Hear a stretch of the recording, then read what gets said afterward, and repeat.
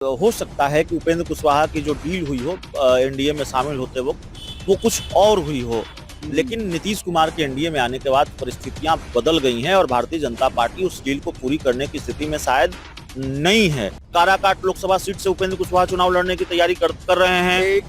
Jehanabad Lok Sabha seat से उपेंद्र कुशवाहा चुनाव लड़ने की तैयारी कर रहे हैं, मतलब वो अपने उम्मीदवार उतारने की तैयारी कर रहे हैं। जेडीयू के पूर्व विधायक है रणविजय सिंह, उसके लिए उपेंद्र कुशवाहा जहानाबाद की सीट चाहते हैं। दो लोग सीतामढ़ी सीट के बारे में पहले कहा जा रहा था माधव आनंद चुनाव लड़ेंगे, लेकिन उपेंद्र कुशवाहा उसको भी अपने विकल्प के तौर पर देख रहे हैं, वहां से भी वो चुनाव लड़ सकते हैं।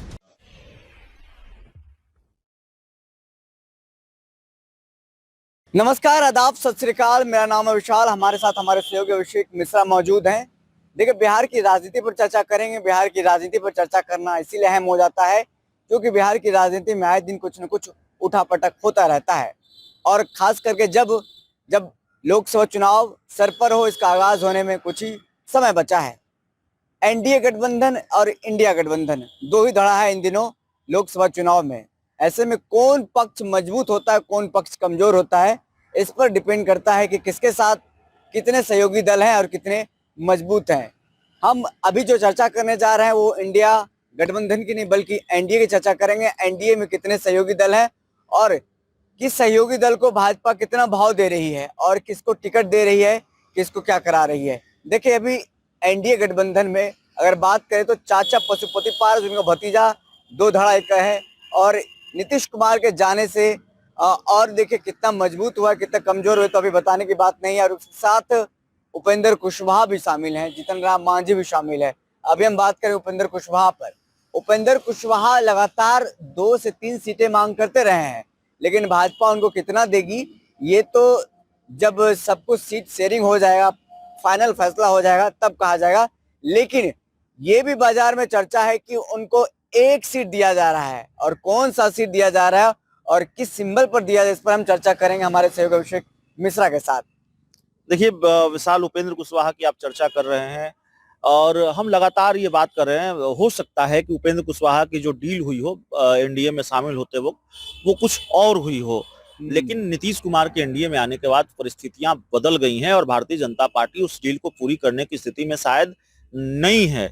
और उपेंद्र कुशवाहा की पार्टी तो 4-5 सीटों पर चुनाव की तैयारी कर रही है। मैं आपको बता सकता हूं कि किस किस सीटों पर उपेंद्र कुशवाहा की दावेदारी हाथ में है। गिना करके दर्शकों को बताना होगा। बिल्कुल, मैं बता देता हूं। काराकाट लोकसभा सीट से उपेंद्र कुशवाहा चुनाव लड़ने की तैयारी कर रहे हैं। जहानाबाद लोकसभा सीट से उपेंद्र कुशवाहा चुनाव लड़ने की तैयारी कर रहे हैं, मतलब वो अपने उम्मीदवार उतारने की तैयारी कर रहे हैं। जेडीयू के पूर्व विधायक है रणविजय सिंह, उसके लिए उपेंद्र कुशवाहा जहानाबाद की सीट चाहते हैं। 2 लोकसभा हो गया, तो मुंगेर भी चाहते हैं मोनाजिर हसन के लिए, समूह नहीं है। लोकसभा हो गया, सुपौल चाहते हैं बैद्यनाथ महतो के लिए, 4 हो गया। और सीतामढ़ी सीट के बारे में पहले कहा जा रहा था माधव आनंद चुनाव लड़ेंगे, लेकिन उपेंद्र कुशवाहा उसको भी अपने विकल्प के तौर पर देख रहे हैं, वहां से भी वो चुनाव लड़ सकते हैं।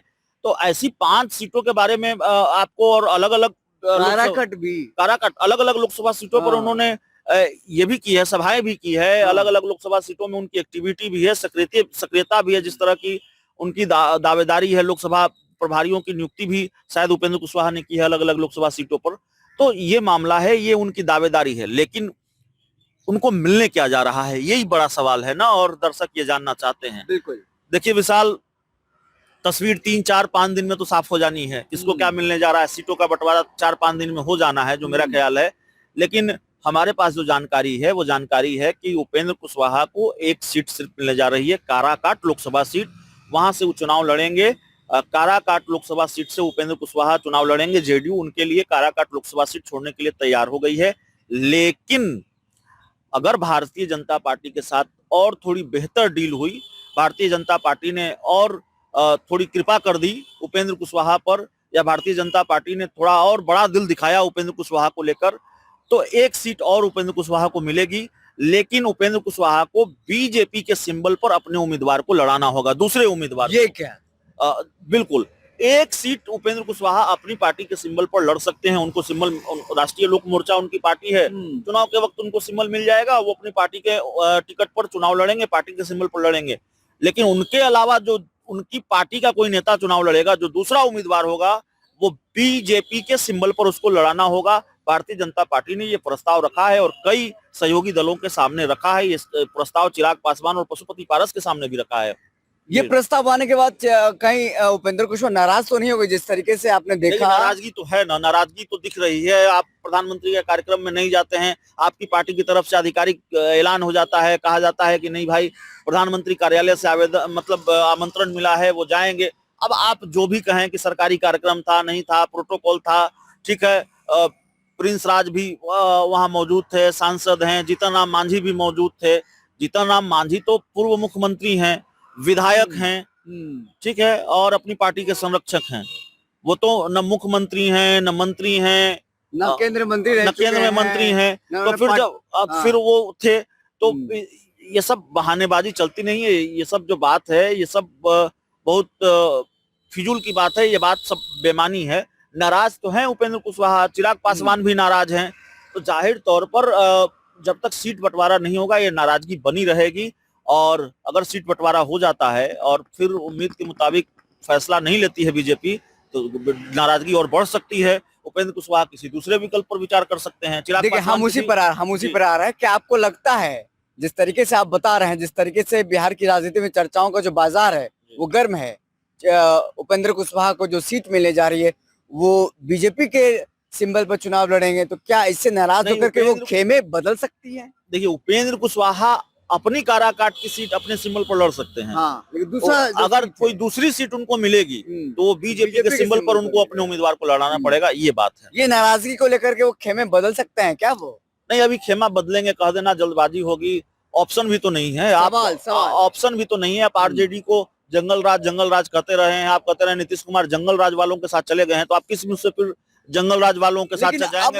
अब राजनीति में नैतिकता बची कहाँ है जो सवाल पर अब फिर नेताओं का कुछ भरोसा भी नहीं है। उपेंद्र कुशवाहा बीजेपी को लेकर क्या क्या कहते थे, वो बीजेपी के साथ तो चले गए, तो कुछ कहा नहीं जा सकता। इस बात की गुंजाइश है कि पाला बदल सकते हैं, लेकिन पाला बदलेंगे ही, ये कहना जल्दबाजी है विशाल। चलिए, देखिए, बिहार की राजनीति है, बिहार की राजनीति में कुछ कहा नहीं जा सकता है। कितने नेता ने क्या कहा आपको बताने और आपको याद दिलाने की जरूरत नहीं है किसने क्या कहा, लेकिन नैतिकता अब किसी राजनीतिक दलों में, किसी नेताओं में बची नहीं है। इसीलिए कहना थोड़ा सा मुश्किल होगा कि ये इन्होंने कह दिया तो ये नहीं करेंगे।